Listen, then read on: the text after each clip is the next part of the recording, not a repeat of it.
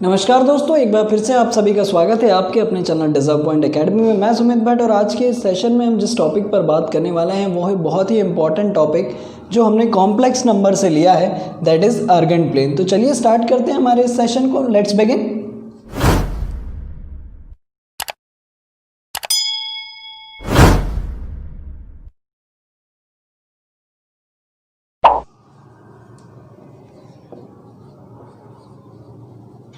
Urgent plane,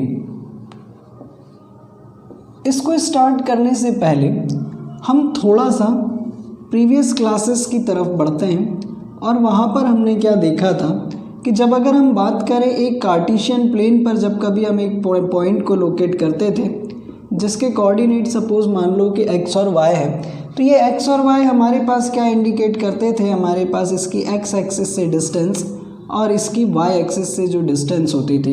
in the same way जब कभी भी हम एक कॉम्प्लेक्स नंबर को इंडिकेट करने की बात करते हैं तो उसके लिए हमें ज़रूरत पड़ती है एक अर्गेंट प्लेन की, है ना। ज़रा बहुत ध्यान से समझिएगा।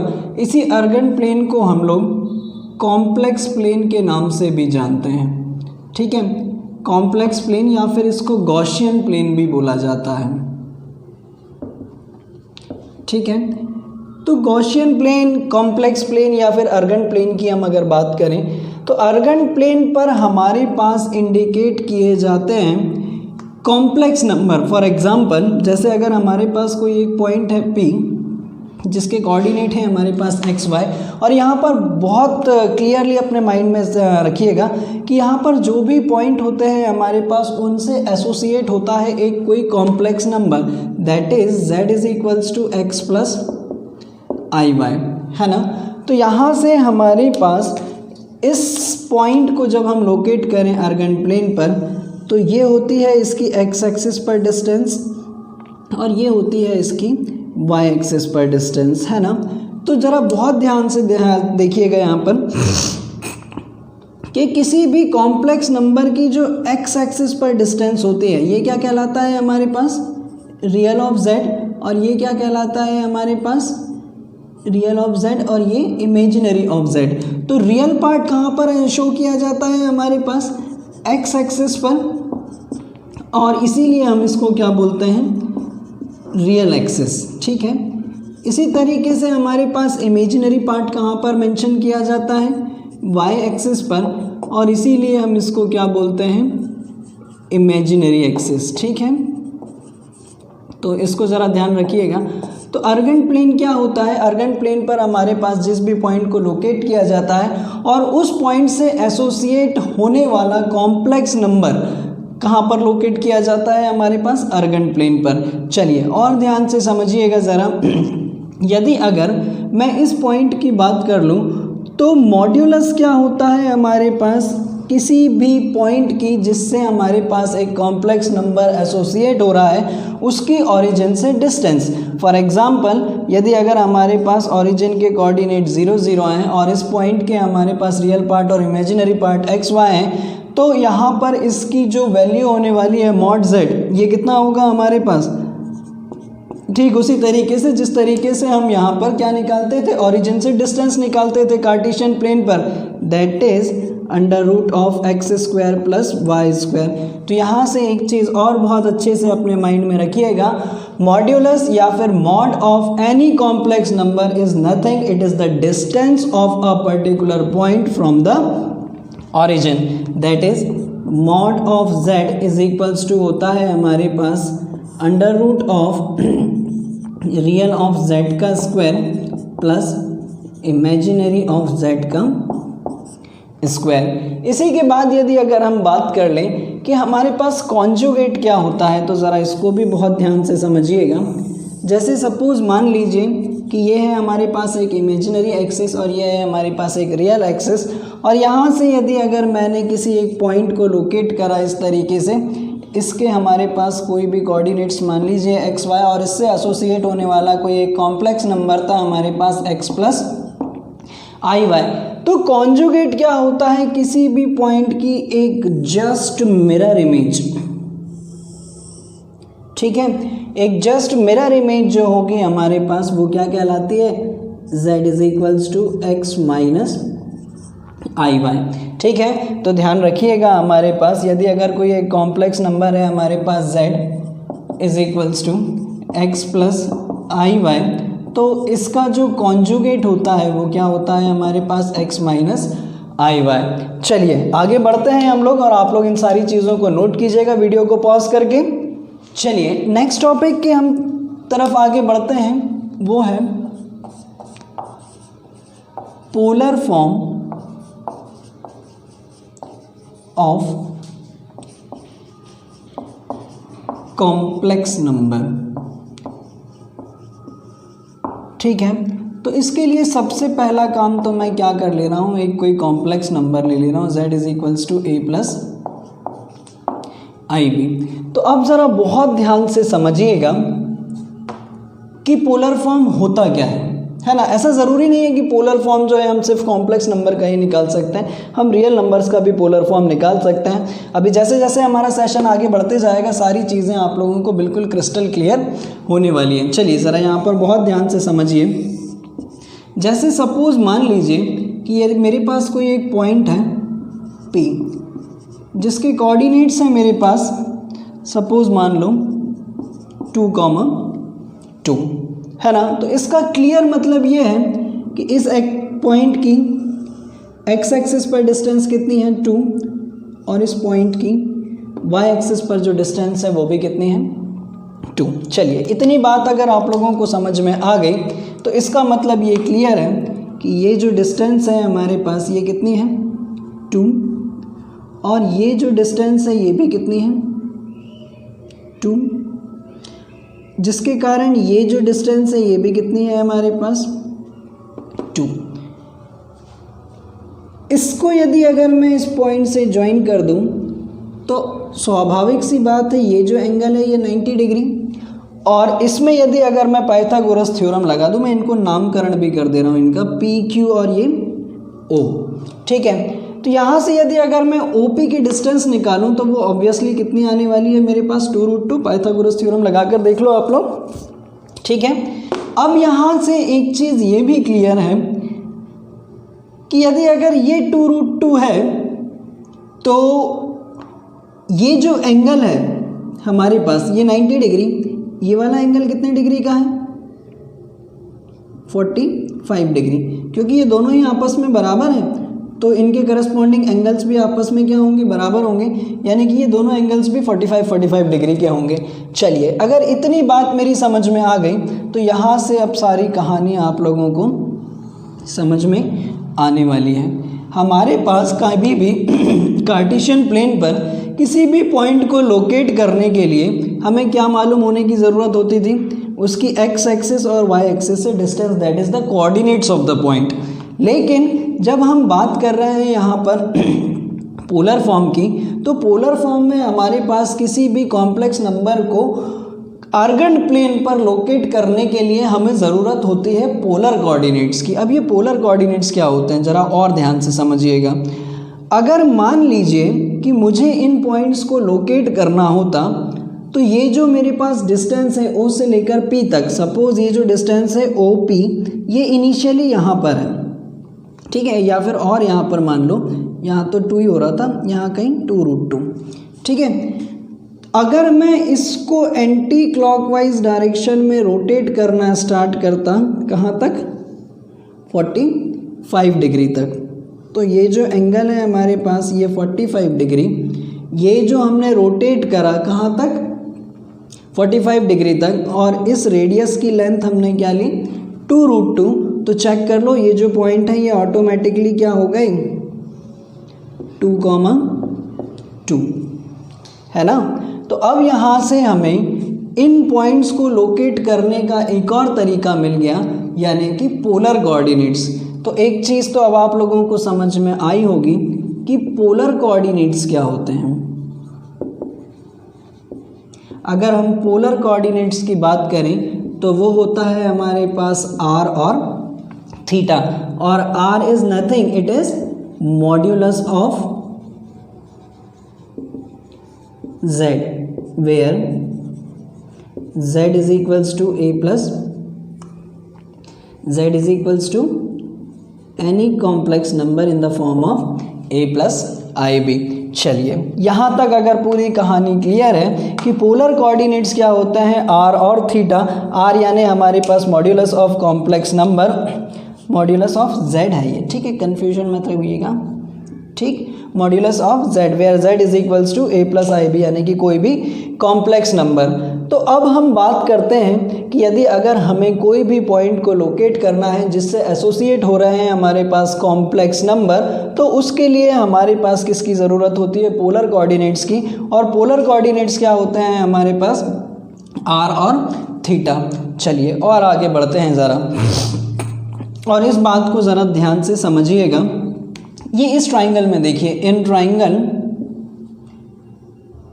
ओ पी एंड क्यू, अगर मैं यहाँ से बात कर लूँ इस एंगल साइन 45 डिग्री है ना, साइन 45 डिग्री की अगर मैं बात करूँ तो ये कितना होगा हमारे पास, परपेंडिकुलर अपॉन हाइपोटेनियस, यानी कि ये कितना हो जाएगा हमारे पास पी क्यू अपॉन हाइपोटेनियस जो है वो कितना है, ये है हमारे पास r, ठीक है। तो ये जो पी क्यू की वैल्यू है ये कितनी आएगी,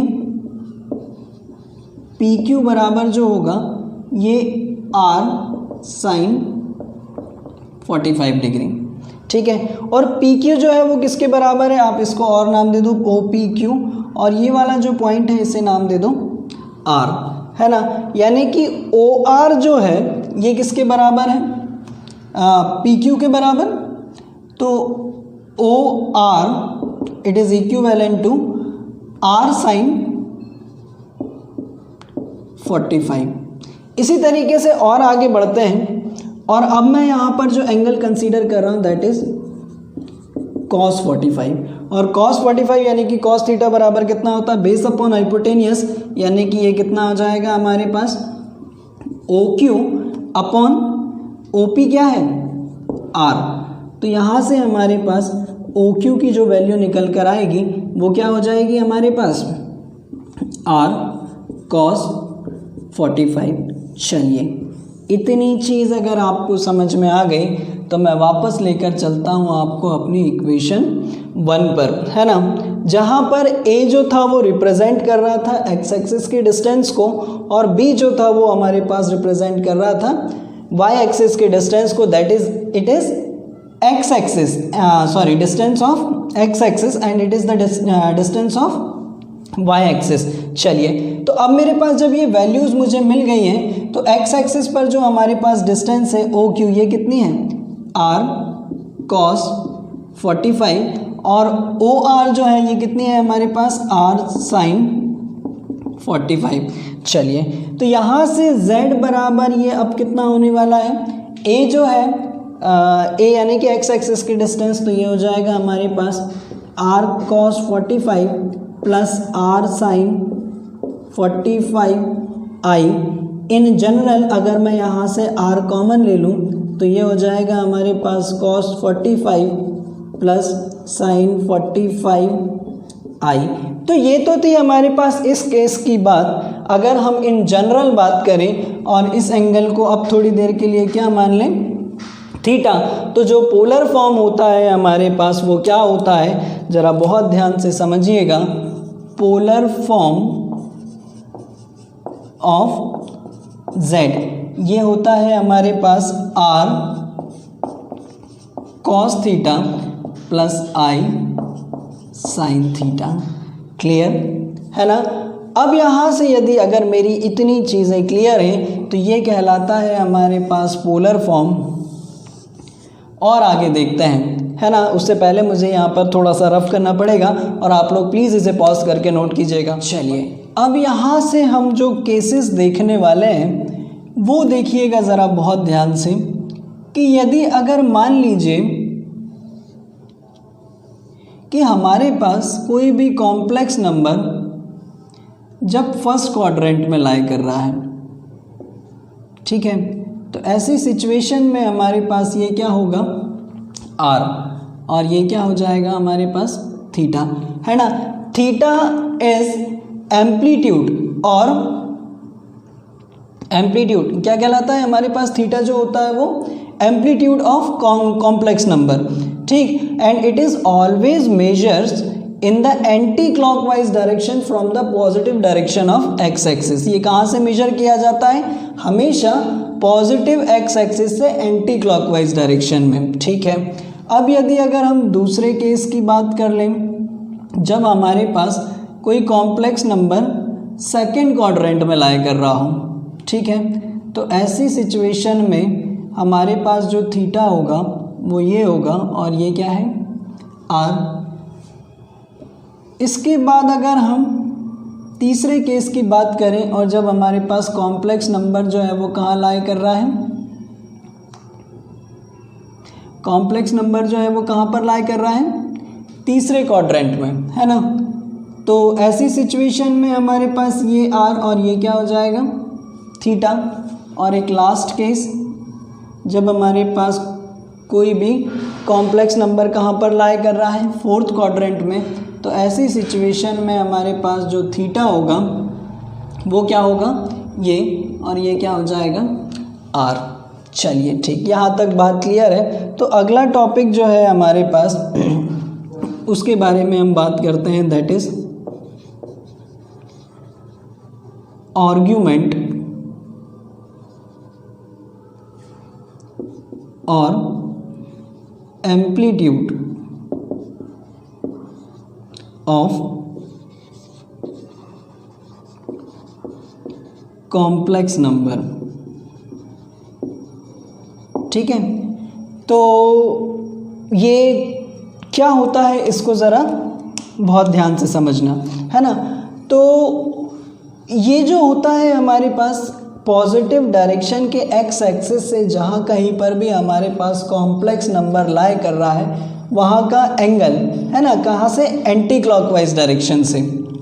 तो चलिए देख लेते हैं हम। तो जब कभी भी अगर हम इस केस की बात करें, जब हमारे पास कॉम्प्लेक्स नंबर कहाँ लाई कर रहा है, यहाँ पर, ठीक है, फर्स्ट क्वाड्रेंट में। ये क्या है हमारे पास सेकंड क्वाड्रेंट वाला केस, ये है हमारे पास थर्ड क्वाड्रेंट वाला केस,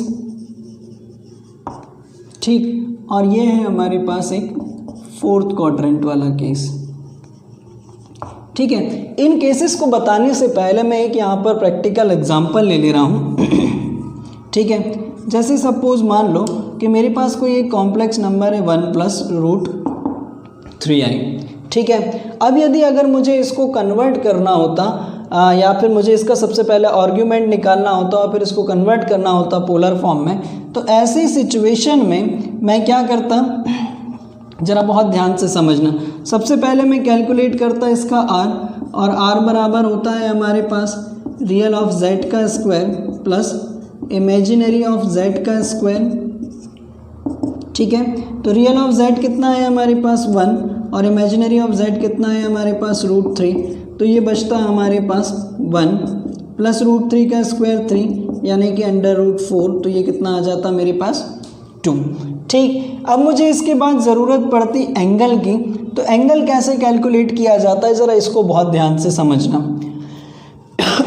तो थीटा बराबर होता है हमारे पास, या फिर आप बात कर लें यहाँ पर tan phi की, है ना। तो tan phi बराबर होता है हमारे पास y/x, है ना। ये y क्या है हमारे पास, इमेजिनरी पार्ट ऑफ z, और ये क्या है हमारे पास रियल पार्ट ऑफ z। तो मैं इस केस की यदि अगर बात कर लूँ तो tan phi बराबर मुझे कितना मिलेगा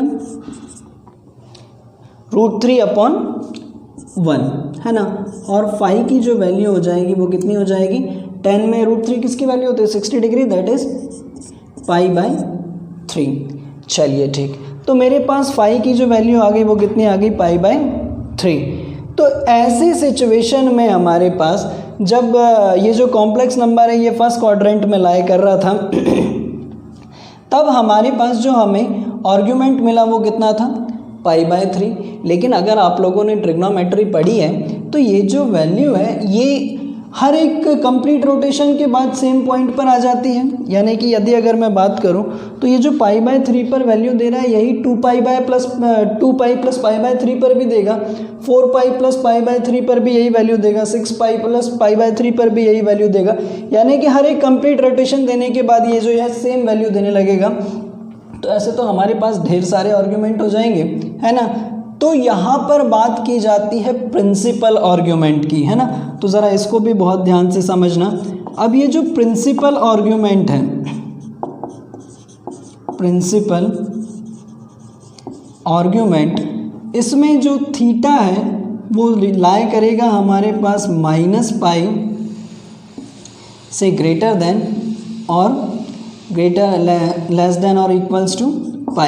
यानी कि थीटा की जो वैल्यू है वो कहाँ तक लाई करेगी, -π से लेकर π के बीच में, है ना। तो ध्यान रखिएगा, हमें जो थीटा की वैल्यू लेनी है वो कहाँ से लेकर कहाँ तक लेनी है, -π से लेकर π तक। और इसको स्टार्ट करने से पहले मैं आप लोगों को एक चीज़ और बता दूं कि हमारे पास एक्सिस में यहाँ से लेकर यहाँ तक यदि अगर हम एंटी क्लॉकवाइज डायरेक्शन में चलें,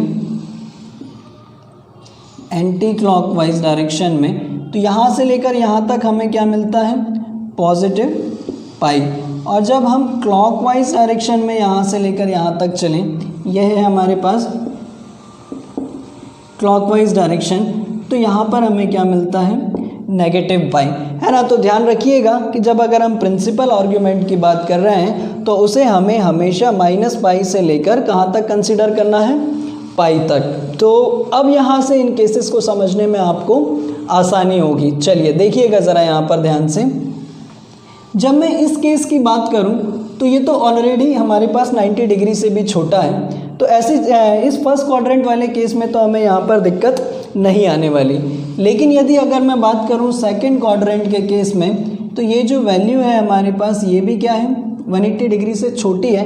लेकिन थर्ड क्वाड्रेंट में जब हम देखें तो ये जो है ये 180 डिग्री से ज़्यादा है। तो इस केस में हमें क्या करना है, ज़रा इस बात को बहुत ध्यान से समझिएगा।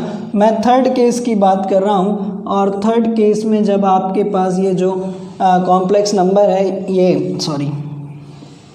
अगर यहाँ पर लाई कर रहा है इस सिचुएशन में, तब आप क्या करेंगे कि ये वाला एंगल कंसीडर ना करके कौन सा एंगल कंसीडर करेंगे, ये वाला, है ना। मैं आप लोगों को एक बार और थोड़ा सा बता दूं कि इनकी ज़रूरत हमें क्यों पड़ रही थी, पोलर कोऑर्डिनेट्स को रिप्रेजेंट कॉम्प्लेक्स नंबर को रिप्रेजेंट करने के लिए, कहाँ पर, अर्गेंट प्लेन पर, है ना। और ये किसकी मदद से हो पाता था, रेडियस और थीटा की मदद से, है ना। सपोज अगर मान लो, थोड़ी देर के लिए मेरी एक छोटी सी कहानी सुनना, कि आपका घर यहाँ पर है ना, और एक रास्ता ये जो पॉइंट है हमारे पास यहाँ से भी जाता है और यहाँ से भी जाता है, ठीक है। अब यदि अगर मान लो कि आपको यहाँ से इस पॉइंट से जाना होता, तो आप इतना घूमने से अच्छा है कि यहाँ से यहीं तक आ जाओ, है ना। और यहाँ पर मेंशन भी यही किया गया है कि आपको जो पाई की वैल्यू है वो थीटा की जो वैल्यू है वो पाई से छोटी रखनी है। तो ऐसी सिचुएशन में आप इतना ना घूमकर यहाँ तक घूम जाए, आपको मिल जाएंगे ये पॉइंट्स, है ना। तब आप क्या करेंगे, इस थर्ड क्वाड्रेंट के केस में इस एंगल को ना लेकर कौन सा एंगल लेंगे, ये वाला। कैसे लेंगे अभी मैं थोड़ी देर बाद आपको बताता हूँ। सिमिलरली फोर्थ केस की अगर हम बात करें तो आप इस एंगल को ना लेकर कौन सा एंगल कंसीडर करेंगे, ये वाला। चलिए ठीक, तो मुझे यहाँ पर फिर से थोड़ा सा रफ करना पड़ेगा और आप लोग पॉज करके ये सारी चीज़ें नोट करिएगा। चलिए मैं आपको थोड़ा सा और डिटेल में लेकर चलता हूँ और इस बात को ज़रा बहुत ध्यान से समझिएगा।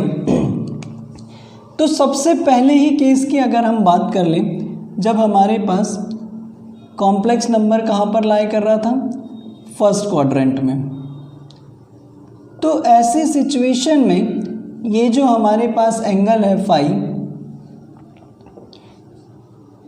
एम्पलीट्यूड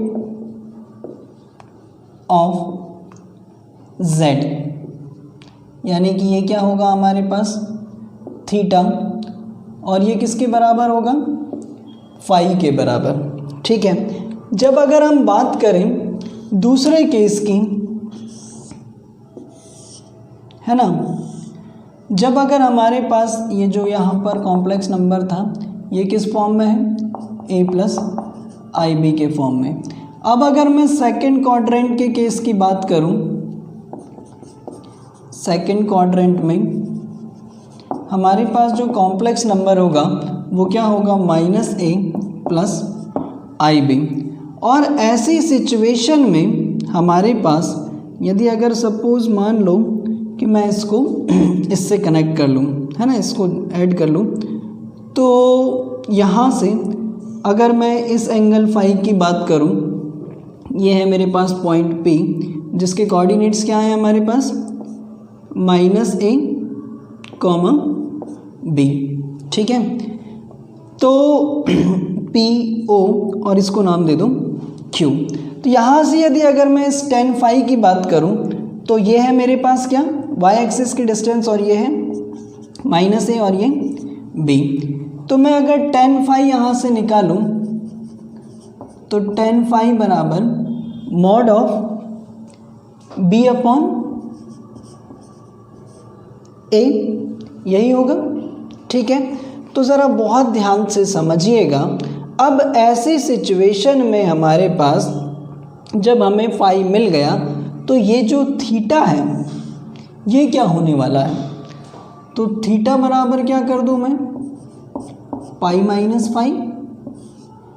ये है हमारे पास amplitude when complex number lie in second quadrant. चलिए तीसरे केस की अगर मैं बात करूं आपसे, तो तीसरे केस में क्या होगा, जैसे अगर हमारे पास कोई एक कॉम्प्लेक्स नंबर यहाँ लाई कर रहा है, ये है हमारे पास थर्ड क्वाड्रेंट वाला केस, ठीक है। और हमें कौन सा एंगल चाहिए, ये वाला, है ना। तो हम ये एंगल कैलकुलेट कर लें फाई। तो अगेन यहाँ से हमारे पास जो फाई की वैल्यू निकल कर आएगी वो क्या हो जाएगी हमारे पास, जो भी होगी हमारे पास, लेकिन हमें चाहिए क्या है, सॉरी इसको मुझे यहाँ ऐड करना पड़ेगा, ठीक है। तो फाई जो है वो क्या हो जाएगा हमारे पास ये, और हमें कौन सा एंगल चाहिए, ये वाला, बट ये कहाँ पर है हमारे पास, नेगेटिव डायरेक्शन में। तो थर्ड केस में हमारे पास क्या होगा, थीटा बराबर ये नेगेटिव डायरेक्शन के लिए बाहर मैंने ये लगा लिया, और यहाँ पर कितना हो जाएगा, पाई माइनस फाई, ठीक है। चौथे केस की अगर हम बात करें, जब हमारे पास कॉम्प्लेक्स नंबर कहाँ लाई करेगा, फोर्थ क्वाड्रेंट में, तो ध्यान रखिएगा कि ये जो जितना भी हमारे पास यहाँ पर था थीटा, इस केस में उसी का क्या हो जाएगा, ये नेगेटिव। तो फोर्थ केस में हमारे पास जो थीटा होगा वो क्या हो जाएगा, नेगेटिव फाई, ठीक है। मैं आपको एक टेबुलर फॉर्म में यहाँ पर शॉर्ट में पूरा समराइज़ कर दे रहा हूँ, ज़रा इसको बहुत ध्यान से समझ लीजिएगा, सारी चीज़ें क्लियर हो जाएंगी, ठीक है। यहाँ पर हमारे पास क्वाड्रेंट और यहाँ पर आर्ग्यूमेंट ऑफ z, ठीक है। और z इज इक्वल्स टू क्या है, a प्लस आई बी। ये फर्स्ट क्वाड्रेंट वाला केस, ये सेकंड क्वाड्रेंट और ये थर्ड क्वाड्रेंट। जब हमारे पास फर्स्ट क्वाड्रेंट में था तो z बराबर कितना था, a प्लस आई बी, और इस केस में हमारे पास आर्ग्यूमेंट ऑफ z यानी कि थीटा, और थीटा बराबर कितना था, फाई, ठीक है। हम सेकंड केस की बात करें, सेकंड क्वाड्रेंट में z बराबर minus A plus i B, और इस केस में हमारे पास आर्ग्यूमेंट ऑफ z यानी कि थीटा बराबर था किसके, पाई माइनस फाई के, ठीक है। इसके बाद अगर हम बात करें तीसरे क्वाड्रेंट में, तो तीसरे क्वाड्रेंट में z बराबर माइनस ए माइनस बी, और इस केस में आर्ग्यूमेंट ऑफ z यानी कि थीटा बराबर कितना हो जाएगा, माइनस पाई माइनस फाई, ठीक। और एक लास्ट केस हम यहाँ पर देख लें, फोर्थ क्वाड्रेंट में क्या होगा, z बराबर ए माइनस आई बी, और इस केस में हमारे पास argument of z is equals to theta ये किसके बराबर होगा, -5 के बराबर। ठीक है, तो आप लोग अगर इसके थ्रू भी जाना चाहें तब भी आप सारे क्वेश्चन सॉल्व कर सकते हैं, लेकिन ये जो बेसिक है ये बताना बहुत ज़रूरी था ताकि सारे कॉन्सेप्ट जो हैं वो आप लोगों के दिमाग में बिल्कुल क्लियर रहें। चलिए तो हम हमारे क्वेश्चन को कंटिन्यू करते हैं और लेकर आते हैं उसको पोलर फॉर्म तक। उसके लिए मुझे इसे रफ करना पड़ेगा थोड़ा सा और आप लोग इसे पॉज करके नोट कीजिएगा। चलिए देखिए ज़रा, तो हमने जो एक कॉम्प्लेक्स नंबर कंसीडर किया था वो क्या था,